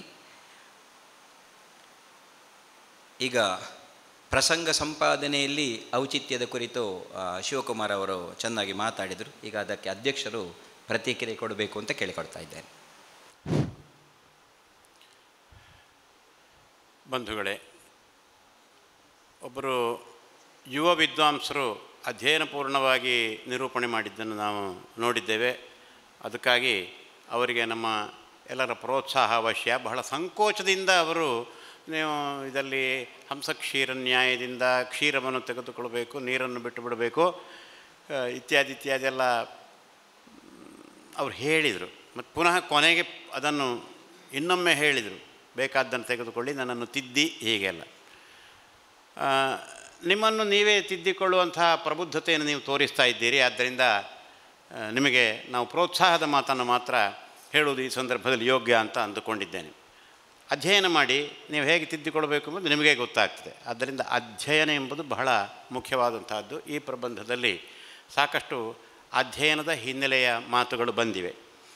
ಪ್ರಸಂಗ ಸಂಪಾದನೆ ಅಂತ ಹೇಳಿದಾಗ ಎರಡು ರೀತಿಯ ಸಂಪಾದನೆಗಳನ್ನು ನಾವು ಗಮನಿಸಬೇಕಾಗ್ತದೆ. ಅದರಲ್ಲಿ ಒಂದು ಸಂಪಾದನೆಯನ್ನು ನಮ್ಮ ಹಿಂದಿನವರು ಅಷ್ಟಾಗಿ ಗಮನಿಸಲಿಲ್ಲ, ಅದು ಆಮೇಲೆ ಅದರ ಬಗೆಗೆ ಕೆಲಸಗಳು ನಡೆದಿವೆ. ಸುಮಾರು ಈ ಪ್ರಸಂಗಗಳು ಮುದ್ರಿತವಾಗಿ ಬರುವಂತಹ ಸಂದರ್ಭದಲ್ಲಿ 1890 ಆ ಕಾಲ, 85-90 ಆ ಕಾಲದಿಂದ ಪ್ರಸಂಗಗಳು ಮುದ್ರಿತವಾಗಲಿಕ್ಕೆ ಪ್ರಾರಂಭವಾದವು. ಆವಾಗ ಮುದ್ರಿಸುವವರಿಗೆ ಇದನ್ನು ಸಂಪಾದಿಸುವುದು ಎಂಬಂತಹ ಕ್ರಮ ಪ್ರಕಾರವಾಗಿ ಅದನ್ನು ಎಡಿಟಿಂಗ್ ಎಂಬ ಯಾವ ಮಾತನ್ನು ನಾವು ಹೇಳ್ತೇವೆ, ಆ ಥರದ ಗ್ರಂಥ ಸಂಪಾದನೆ ಆ ವಿಷಯ ಅವರಿಗೆ ಗೊತ್ತಿರಲಿಲ್ಲ. ಆದರೆ ಬರೀತಾ ಇದ್ದರು. ವಿದ್ವಾಂಸರಿಂದ ಪರಿಶೋಧಿತವಾಗಿ ಬಂದಂಥ ಗ್ರಂಥ ಅಂತ ಬರಿತಾಯಿದ್ರು. ಕಾವ್ಯಗಳನ್ನು ಪ್ರಕಟಿಸುವಂಥ ಸಂದರ್ಭದಲ್ಲಿಯೂ ಆ ರೀತಿ ಬರೆದಿದ್ದರು. ಯಕ್ಷಗಾನ ಪ್ರಸಂಗಗಳನ್ನು ಬರೆಯುವಂಥ ಸಂದರ್ಭದಲ್ಲಿಯೂ ವಿದ್ವಾಂಸರಿಂದ ಪರಿಶೋಧಿಸಲ್ಪಟ್ಟು ಎಂಬಂಥ ಮಾತು ಬರ್ತಾಯಿತ್ತು. ಆದರೆ ಇದ್ದ ಒಂದು ಹಸ್ತಪ್ರತಿಯನ್ನು ಅದೇ ರೀತಿಯಲ್ಲಿ ಮುದ್ರಿಸಿ ಬಿಡ್ತಾಯಿದ್ರು. ಯಾವ ವ್ಯತ್ಯಾಸವನ್ನು ಮಾಡಿಕೊಳ್ಳದೆ ಹಾಗೇ ಮುದ್ರಿಸಿ ಬಿಡ್ತಾ ಇದ್ದಂಥದ್ದುಂಟು ಎಂಬುದಕ್ಕೆ ಮುದ್ರಿತವಾಗಿ ಬಂದಂಥ ಆಧಾರಗಳು ನಮಗೆ ಸಿಗುತ್ತವೆ. 1915 ಬೆಂಗಳೂರಿನಿಂದ ಕಾರ್ತವೀರ್ಯಾರ್ಜುನ ವಧೆ ಎಂಬಂಥ ಒಂದು ಪ್ರಸಂಗ ಮುದ್ರಿತವಾಗಿ ಬಂತು. ಅದರಲ್ಲಿ ಎದುರಿನಲ್ಲೇ ಬರೆದಿದ್ದಾರೆ, ಗುಜ್ಜಾಡಿ ಪರಮೇಶ್ವರ ಬಾಳಿಗ ವಿರಚಿತ ಕಾರ್ತವೀರ್ಯಾರ್ಜುನ ವಧೆ ಅಂತೇಳಿ. ಆದರೆ ಪ್ರಸಂಗದಲ್ಲಿ ಪ್ರಸಂಗ ಪದ್ಯದೊಳಗೆ ಇದನ್ನು ಲವಣಾಪುರದ ವೆಂಕಟ ಅಂತ ಇಂಥ ತಿರುಮಲ ಆತ ಬರೆದದ್ದು ಅಂತ ಹೇಳೋದು ಅದರೊಳಗೆ ಪ್ರಸಂಗದ ಒಳಗೆ ಇದೆ. ಆಮೇಲೆ ಇನ್ನೂ ವಿಚಿತ್ರವಾದಂಥ ಒಂದು ಮಾತು ಗಮನಿಸಬೇಕು. ಮುದ್ರಿತವಾಗಿ ಬಂದಿದೆ ಗುಜ್ಜಾಡಿ ಪರಮೇಶ್ವರ ಬಾಳಿಗನ ಸ್ವಹಸ್ತ ಬರಹ, ಮುದ್ರಿತವಾಗಿದೆ ಪ್ರಿಂಟಾಗಿ. ಗುಜ್ಜಾಡಿ ಪರಮೇಶ್ವರ ಬಾಳಿಗನ ಸ್ವಹಸ್ತ ಬರಹ. ಈ ಸ್ವಹಸ್ತ ಬರಹ ಅಂತ ಬರೆಯುವವರು ಪ್ರತಿಕಾರರು, ಲಿಪಿಕಾರರಷ್ಟೇ ಹೊರತು ಮೂಲ ಕವಿಗಳಲ್ಲ. ಇದು ಗುಜ್ಜಾಡಿ ಪರಮೇಶ್ವರ ಬಾಳಿಗ ಕವಿಯೇ ಅಲ್ಲ. ಕವಿಯಲ್ಲದ ಈ ಗುಜ್ಜಾಡಿ ಪರಮೇಶ್ವರ ಬಾಳಿಗರನ್ನು ಪ್ರಸಂಗಕರ್ತೃಗಳಾಗಿ, ಪ್ರಸಂಗ ಕವಿಗಳಾಗಿ ಬರೆದು ಈ ಮುದ್ರಕರು, ಪ್ರಕಾಶಕರು ಮುದ್ರಿಸಿ ಹೊರಗೆ ತಂದರು. ಈಗ ಈ ಪ್ರಕಾರವಾಗಿ ನೋಡುವುದಾದರೆ ಮೇಲಿಂದ ಮೇಲೆ ನೋಡಿ ಗುಜ್ಜಾಡಿ ಪರಮೇಶ್ವರ ಬಾಳಿಗರು, ಪ್ರಸಂಗ ಕವಿ ಮುದ್ರಾಡಿ ಪರಮೇಶ್ವರ ಬಾಳಿಗ, ಕಾರ್ತವೀರ್ಯಾರ್ಜುನ ವಧೆ ಅಂತ ಪಟ್ಟಿ ಮಾಡುವವರು ಹೀಗೆ ಪಟ್ಟಿ ಮಾಡಿಬಿಡಬಹುದು. ಒಂದು ಐತಿಹಾಸಿಕ ವಿಷಯವೇ ತಪ್ಪಾಗಿ ಪ್ರಕಟವಾಗುವಂಥ ಸಂದರ್ಭ, ಪ್ರಸಾರವಾಗುವಂಥ ಸಂದರ್ಭಗಳುಂಟು. ಹೀಗೆ ಪ್ರಸಂಗಗಳನ್ನು ಮುದ್ರಿಸುವ ಸಂದರ್ಭದಲ್ಲಿ ಬಹಳ ಜಾಗರೂಕರಾಗಿ ಇರಬೇಕಾಗ್ತದೆ. ಅದರಲ್ಲಿ ಆದಷ್ಟು ಶುದ್ಧ ಪ್ರತಿಯನ್ನು ಮಾಡಿ ತಿದ್ದಿ ಅದನ್ನು ಜವಾಬ್ದಾರಿಯಿಂದ ಪ್ರಕಟಿಸಿದಂಥವರಲ್ಲಿ ಪಾವಂಜೆ ಗುರುರಾಯರ ಹೆಸರನ್ನು ನಾವು ಗಮನಿಸಲೇಬೇಕು. ಉಡುಪಿಯಿಂದ ಶ್ರೀಕೃಷ್ಣ ಮುದ್ರಣಾಲಯದಿಂದ ಬರ್ತಾ ಇದ್ದಂಥ ಆ ಪ್ರಸಂಗ ಪ್ರತಿಗಳು ಇವೆಲ್ಲ ಶುದ್ಧ ಪ್ರತಿಗಳು ಎಂಬುದಾಗಿ ಪರಿಗಣಿತವಾಗ್ತವೆ. ಹೀಗೆ ಶುದ್ಧ ಪ್ರತಿ ಬಂದ ಮೇಲೂ ಕೂಡ ತಮಗೆ ಬೇಕಾದಂತಹ ಪ್ರತಿಯನ್ನು ಭಾಗವತರು ಅವರು ಇವರು ಪ್ರಸಂಗದ ನಡೆ ಹೇಗೆ, ಅದರಲ್ಲಿ ಬಿಡಬೇಕಾದಂಥ ಪದ್ಯ ಯಾವುದು, ಇರಿಸಿಕೊಳ್ಬೇಕಾದಂಥ ಪದ್ಯ ಯಾವುದು ಅಂತ ಇಟ್ಕೊಂಡು ಪ್ರತ್ಯೇಕ ಪ್ರತಿಗಳನ್ನು ಮಾಡ್ತಾ ಇದ್ದರು. ಇದೂ ಕೂಡ ಒಂದು ಥರದ ಸಂಪಾದನೆ. ಈಗ ಆ ಸಂಪಾದನೆಗಳೆಲ್ಲ ಮುದ್ರಣ ರೂಪದಲ್ಲಿ ಬಂದಿಲ್ಲ. ಆದರೆ ನಮ್ಮ ಈಗ ಉಲ್ಲೇಖಿಸಿದರು ಸಂಯಮಂ, ವಾಸುದೇವ ಸ್ವಾಮಿಗಳು ಸಂಯಮಂ ಎಂಬಂಥ ಒಂದು ತಂಡ ಕಟ್ಟಿಕೊಂಡು ಆ ತಂಡದವರು ಉಪಯೋಗಿಸುವಂಥ ವಿಧಾನ ಏನುಂಟು, ಆ ಪದ್ಯಗಳನ್ನು ಮಾತ್ರ ಇರಿಸಿಕೊಂಡು ತಾಳಮದ್ದಳೆ ಪ್ರಸಂಗಗಳು ಅಂಥೇಳಿ ಮಾಡಿದರು. ಹೀಗೆ ಮಾಡುವಾಗ ಆಗುವಂಥ ಅಪಾಯ ಏನು ಅಂತ ಹೇಳುವಂಥದ್ದನ್ನು ಶಿವಕುಮಾರರು ಚೆನ್ನಾಗಿ ತೋರಿಸಿಕೊಟ್ಟಿದ್ದಾರೆ.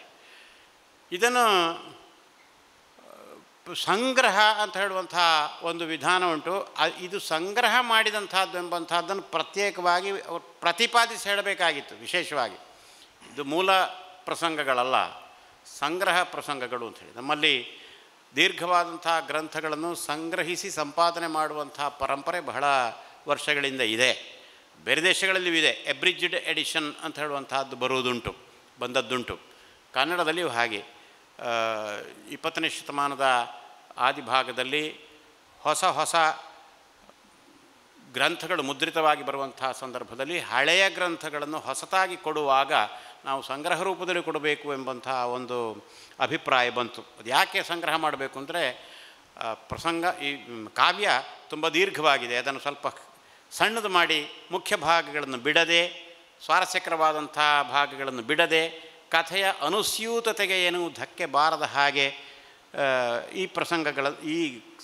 ಕಾವ್ಯಗಳನ್ನು ಸಂಗ್ರಹ ಮಾಡಬೇಕು ಎಂಬಂಥ ಒಂದು ಉದ್ದೇಶದಿಂದ ವಿದ್ವಾಂಸರು ಆ ಕಡೆಗೆ ಕೆಲಸ ಮಾಡಿದರು.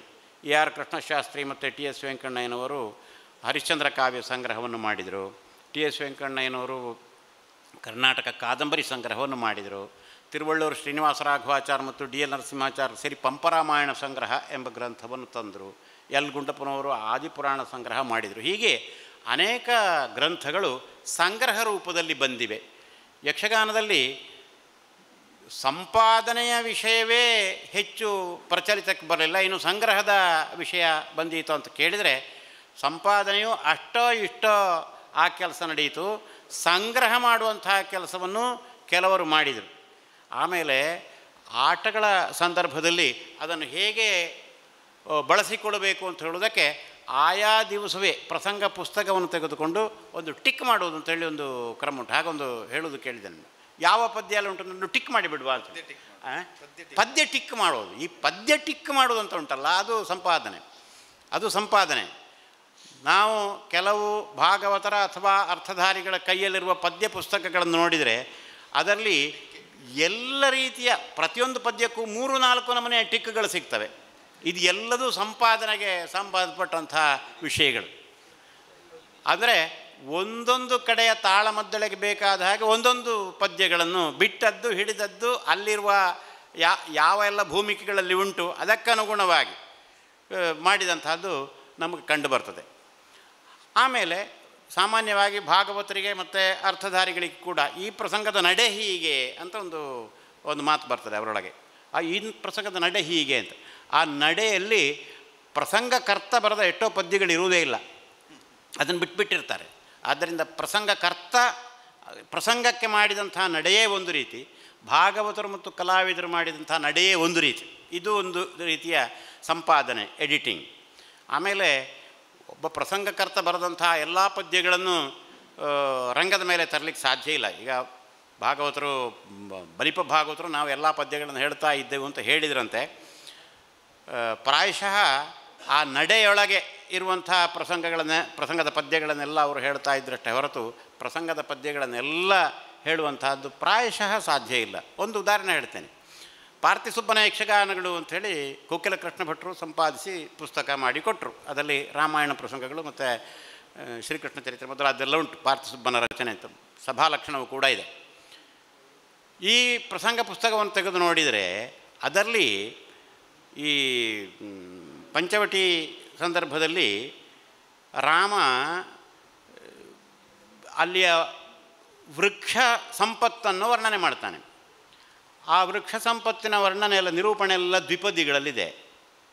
ಈ ದ್ವಿಪದಿಗಳಲ್ಲಿರುವಂಥದ್ದು ಏನು ಅಂತ ಹೇಳಿದರೆ ಎಲ್ಲ ಮರಗಳ ಪಟ್ಟಿ, ಯಾವ ಮರಗಳೆಲ್ಲ ಅಲ್ಲಿ ಇವೆ ಅಂತ ಹೇಳುವಂಥದ್ದರ ಪಟ್ಟಿ. ಒಂದು 40-50 ಮರಗಳ ಹೆಸರನ್ನು ಹೇಳ್ತಾನೆ. 10-20 ದ್ವಿಪದಿ ಪದ್ಯಗಳಿವೆ. ಈ ದ್ವಿಪದಿ ಪದ್ಯಗಳನ್ನೆಲ್ಲ ಭಾಗವತರು ಹೇಳಲಿಕ್ಕೆ ಉಂಟಾ? ಅಥವಾ ಹೇಳಿದರೆ ಅದು ಆ ಸಂದರ್ಭಕ್ಕೆ ಉಚಿತವಾಗ್ತದಾ? ಆಗೋದಿಲ್ಲ. ಆದ್ದರಿಂದ ಪ್ರಸಂಗದ ಎಡಿಟಿಂಗ್ ಎಂಬಂತಹದ್ದು ಭಾಗವತರಲ್ಲಿ ಮೊದಲಿನಿಂದಲೂ ಇತ್ತು. ರಂಗಕ್ಕೆ ಯಾವುದು ಬೇಕೋ ಅದನ್ನು ಅಲ್ಲಿ ಕುಣಿಯುವಂಥವನು ರಂಗದಲ್ಲಿ ಆದರೆ ಕುಣಿಯುವಂಥವನು ಅರ್ಥ ಹೇಳಿದ್ದು ಸರಿಯಾಗದಿದ್ದರೆ ಅಥವಾ ಕುಡಿದದ್ದು ಸರಿಯಾಗಿದ್ದರೆ ಅಥವಾ ಅವನಿಗೆ ಅದನ್ನು ಮುಂದುವರಿಸಿಕೊಂಡು ಹೋಗ್ಲಿಕ್ಕೆ ಸಾಧ್ಯ ಆಗಿದ್ದರೆ ಒಂದು ಶಬ್ದ ಮಾಡಿದರೂ ಮುಂದಿನ ಪದ್ಯವನ್ನು ತೆಗೆದರು. ಅದು ಎಡಿಟಿಂಗ್ ಅಲ್ಲ. ಇನ್ನು ಅದರ ಮುಂದಿನ ಪದ್ಯ ಇರ್ಬೋದು, 1-2 ಪದ್ಯ ಬಿಟ್ಟೇ ಇರ್ಬೋದು. ಎಡಿಟಿಂಗ್ ರಂಗದ ಮೇಲೆ ಕೂಡ ನಡೀತಾ ಇತ್ತು. ಅದರ ಜೊತೆಗೆ ಒಂದು ಪ್ರಸಂಗದ ಪದ್ಯವನ್ನು ಇನ್ನೊಂದು ಪ್ರಸಂಗಕ್ಕೆ ಸೇರಿಸುವ ವಿಷಯವನ್ನು ಹೇಳಿದರು. ಅಂಥದ್ದು ಹಿಂದೆಯೂ ಆಗಿದೆ. ಅಲ್ಲಿ ಅದು ಮಾತ್ರ ಅಲ್ಲ, ರಂಗದ ಮೇಲೂ ಕೂಡ ಇಂಥದ್ದು ನಡೆದಿದೆ. ನೀವು ಪ್ರಭಾಕರ್ ಜೋಶಿಯವರ ಯಕ್ಷಗಾನ ಪದಕೋಶ ತೆಗೆದು ನೋಡಿದರೆ ಅದರೊಂದು ಕಿಸೆ ಪದ್ಯ ಅಂತ ಒಂದುಂಟು. ಆ ಕಿಸೆ ಪದ್ಯ ಅಂದರೆ ಏನು ಅಂತ ಹೇಳುವಂಥದ್ದು ತೆಗೆದು ನೋಡಿದರೆ ಗೊತ್ತಾಗ್ತದೆ. ಅದು ಭಾಗವತರ ಹತ್ರ ಒಂದು ಸ್ಟಾಕ್ ಇರ್ತದೆ ಕಿಸೆ ಪದ್ಯ. ಅದು ಯಾರು ಬರೆದದ್ದು ಅಂತ ಅವರಿಗೂ ಗೊತ್ತಿರಲಿಲ್ಲ. ಕೆಲವು ಬಾರಿ ಅವರದ್ದೇ ಇರಲಿಕ್ಕೂ ಸಾಕು. ಬಲಿಪರ ಕಾಲದಲ್ಲಿ ಅಗರಿಯರ ಕಾಲದಲ್ಲಿ ಅವರದ್ದೇ ಇರಬಹುದು. ಈ ಬೇರೆ ಭಾಗವತರ ಕಾಲದಲ್ಲಿ ಅವರದ್ದೇ ಇರ್ತದೋ ಗೊತ್ತಿಲ್ಲ. ಯಾರ್ದೋ ಯಾವ ಪ್ರಸಂಗದ್ದೋ ಇರ್ಬೋದು. ಆ ಸಂದರ್ಭಕ್ಕೆ ಯೋಗ್ಯ ಅಂತಾದರೆ ತೆಗೆದು ಆ ಪದ್ಯವನ್ನು ಹೇಳಿಬಿಡೋದು.